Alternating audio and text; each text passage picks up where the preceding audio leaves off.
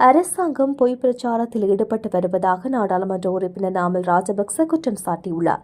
தற்போதைய அரசாங்கம் வழங்கிய வாக்குறுதிகளை நிறைவேற்ற முடியாத நிலையில் உருவாகியுள்ளதாகவும் தற்போதைய அரசாங்கம் வழங்கியுள்ள வாக்குறுதிகளை நிறைவேற்ற முடியாத நிலை உருவாகியுள்ளது எனவும் தனது பிழைகளை மூடி மறைப்பதற்காக பொய்யான தகவல்களை பிரச்சாரம் செய்வதாகவும் அவர் குறிப்பிட்டுள்ளார்.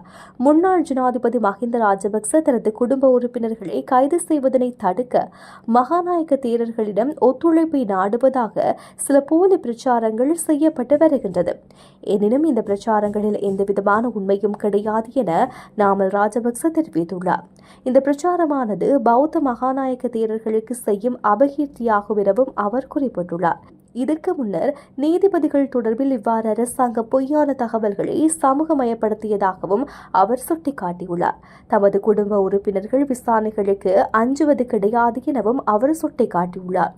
விசாரணைகளின் போது விசேட சலுகையோ அல்லது அனுசரணையோ எதிர்பார்க்கப்படவில்லை எனவும் நீதிமன்றத்தின் மீது பூரண நம்பிக்கை கொண்டுள்ளதாகவும் அவர் குறிப்பிட்டுள்ளார்.